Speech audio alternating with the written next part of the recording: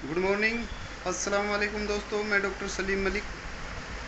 तो अर्ज किया है, जो एक बार नज़रों से गिर गया,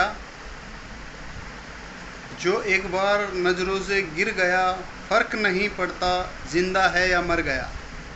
तो दोस्तों, बात करते हैं कुछ सीखने सिखाने की। तो आज हम बात करेंगे प्रोसेस ऑफ तलाक, तलाक के प्रोसेस पे। जो मैं समझ पाया हूँ उसे मैं आपके सामने शेयर करूँगा। तो दोस्तों, तलाक अल्लाह को जायज़ चीज़ों में सबसे नापसंद चीज़ जो है क्या है? तलाक। तलाक जायज़ है, लेकिन अल्लाह को सबसे नापसंद चीज़ है तलाक। ठीक है। तो दोस्तों, तलाक कोशिश ये रखनी चाहिए कि तलाक हो ही ना।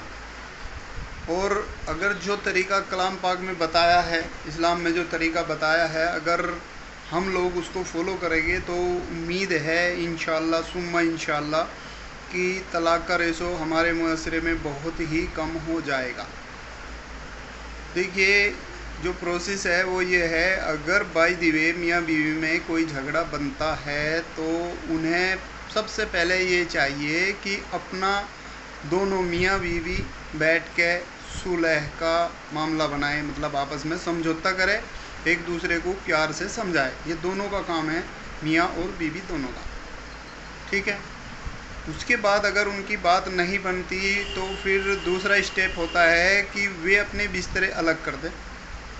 सेम घर में रहेंगे वहीं पे ही, लेकिन बिस्तरे उनके अलग हो जाएंगे। मतलब उनका जिस्मानी ताल्लुकात एक दूसरे से वे बंद कर दें, कुछ टाइम के लिए बंद कर दें। यानी कि तो उससे एहसास होगा, औरत को भी एहसास होगा, मर्द को भी एहसास होगा। तो हो सकता है उनकी समझ में आ जाए। थर्ड प्रोसेस ये है कि उनके बाद फिर भी अगर कोई बात नहीं बनने में आ रही, उनकी नहीं समझ में आ रहा उन दोनों की, तो फिर ये है कि हल्का बीवी को, अगर बीवी गलती पे है तो हल्का बच्चे की तरह डांटा धमकाया मारा जा सकता है। बच्चे की तरह, जानवरों की तरह नहीं, बच्चे की तरह। जैसे इंसान अपने बच्चे को मारता है हल्का फुल्का प्यार से, उसी तरह से मारा जा सकता है, हाथ उठाया जा सकता है। ठीक है। 3 प्रोसेस हो गए। इसके बाद भी उनकी नहीं बन रही तो फिर जो है दोनों ख़ानदानों के एक एक लोग, दोनों ख़ानदानों के एक एक लोग, उधर से एक समझदार आदमी हो और इधर से एक समझदार आदमी हो, और वे बैठ के इन दोनों को सुनेंगे और इनको समझाएंगे। मियाँ बीवी को दोनों को सुनेंगे, भाई दोनों में से किसकी क्या गलती है। दोनों फरीक के लोग एक एक, ज़्यादा नहीं, ज़्यादा में मसला बिगड़ता है। जो हम जो कर रहे हैं वो यही कर रहे हैं कि ज़्यादा लोग होते हैं, 10 उधर से 20 इधर से, तो उसमें मामला बिगड़ता है। अगर समझदार लोग, समझदार इंसान जो जो इंसान का बच्चा हो, इंसान का बच्चा होने से मतलब ये है कि देखो हम सब इंसान के ही बच्चे हैं, लेकिन इंसान का बच्चा होने से मतलब ये है कि काम भी इंसानों वाले ही कर रहा हो, अदल इंसाफ करता हो, समझ रखता हो, उसे दीन की समझ हो, उन्हें हक ना हक की समझ हो। उन दोनों लोगों को मतलब एक जो है बीवी की तरफ से होगा, बीवी के मायके से यानी कि ख़ानदान, बीवी के ख़ानदान से होगा, एक शौहर के ख़ानदान से होगा। दोनों लोग अच्छे होने चाहिए, इंसान के बच्चे होने चाहिए, समझदार होने चाहिए। तो वे दोनों मियाँ बीवी को बैठ कर समझाओगे, उनकी सुने के बाद अगर उसके बाद भी नहीं बन रही, नहीं समझ में आ रहा उनकी, तो फिर होगी तलाक। अब दोनों की उनकी किसी भी कंडीशन में बन नहीं रही तो अब जो है तलाक होगी। तलाक का तरीका इस्लाम में क्या बताया है, ये मतलब ये भी मतलब लड़ाई झगड़ा जो शुरू होता है, तलाक का जो मसला बनता है वो लड़ाई झगड़े से होता है। यहाँ से ही तलाक का ही प्रोसेस चल रहा है। ये समझाने तक था, यहाँ तक ये था कि इनकी किसी तरह बात बन जाए। 4 स्टेप हुए। एक तो मियाँ बीवी आपस में खुद समझे, दूसरा वे अपने बिस्तरे अलग कर दें, मतलब मियाँ बीवी होते हुए ऐसे रहे जैसे वे मियाँ बीवी नहीं है। तीसरा, हल्की फुल्की, अगर बीवी की गलती है, शोहर हल्की फुल्की जो है बच्चे की तरह उसे डांट धमका मार सकता है, लेकिन हल्का फुल्का जानवरों की तरह नहीं। ठीक। इसके बाद चौथा प्रोसेस हुआ कि दोनों ख़ानदानों के एक एक इंसान जो समझदार हो, दीन को जानता हो, हक बात समझता हो, उसे उन दोनों को लेके बैठेंगे, मियाँ बीवी को बैठेंगे लेके, उन्हें समझाएंगे, उनकी सुनेंगे। अगर उसके बाद भी नहीं बनती, यहाँ तक प्रोसेस था ये, इनकी बात बन जाए, अब आता है तलाक। तलाक दो तरह की होती है, जैसा कि हम कल आपको बताए थे कि तलाक दो तरह की होती है, तलाक रजई और तलाक बाइन। तो दोस्तों तलाक एक ही देनी चाहिए, एक से भी जो है उनका काम हो जाता है, मतलब वे एक तलाक दे, तलाक रजई दे या तलाक बाइन दे, सिर्फ एक तलाक दिलाए। हमारे मुआशरे में सबसे बड़ी गलती यही हो रही है कि ये 3 तलाक एक साथ करा देते हैं, जबकि 3 तलाक का एक साथ देना गुनाह है, नाजायज़ अमल है इस्लाम में। और बात करें हिंदुस्तान की गवर्नमेंट की, भारत सरकार की भी, ये भारत सरकार में कानून पास हुआ है कि 3 तलाक एक बार में देना कानूनन जुर्म है। इस्लाम में भी ये अच्छा अमल नहीं है और गवर्नमेंट ने भी इसको जो है कानूनन अपराध घोषित कर दिया है।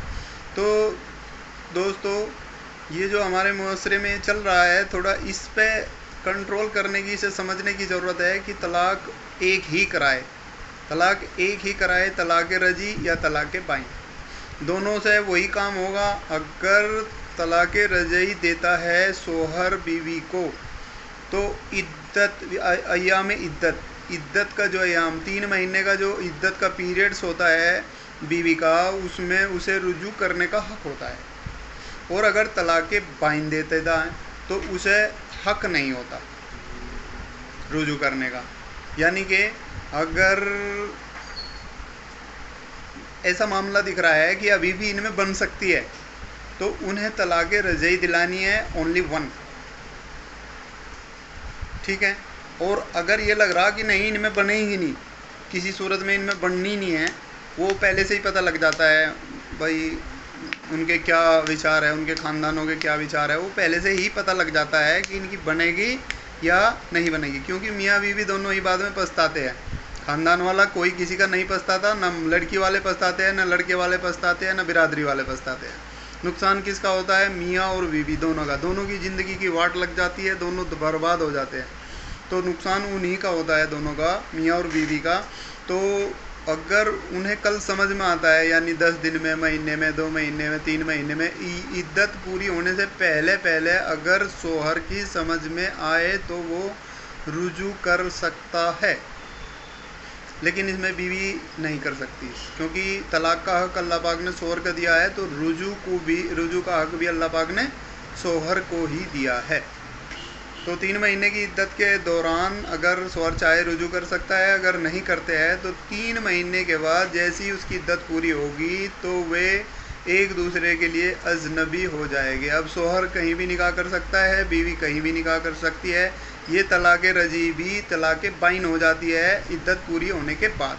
तलाक बाइन का मतलब होता है कि एक तलाक से ही हम दोनों का निकाह टूट गया और हम मतलब दो मियाँ बीवी जो है वो अलग हो गए। अब वे एक दूसरे के लिए अजनबी है, वे चाहे दुनिया में कहीं भी निकाह कर सकते हैं, उन पे कोई पाबंदी नहीं है।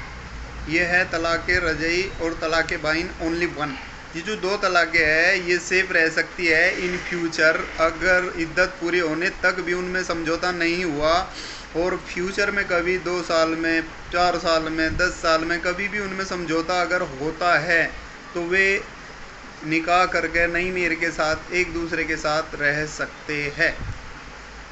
और अगर वे 2 तलाक बचा के भी रखे तो भी कोई नुकसान नहीं है।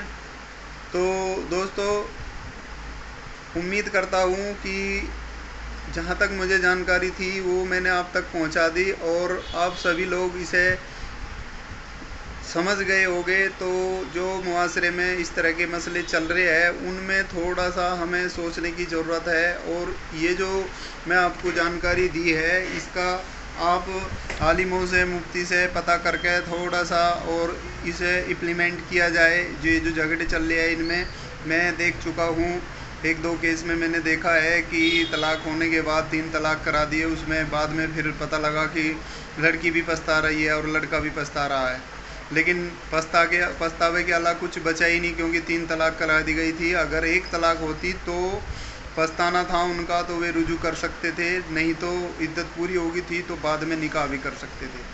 ठीक है दोस्तों।